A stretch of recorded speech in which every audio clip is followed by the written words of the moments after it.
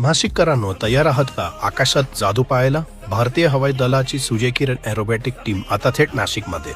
Gangapur dam, Nashik. दिनांक 22 आणि 23 जानेवारी 2026. वेळ सकाळी 10 वाजेपासून.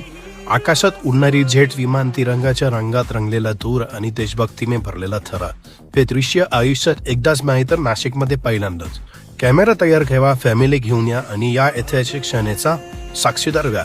ही पोस्ट शेअर करा आणि कारण असं रोज रोज होत नाही.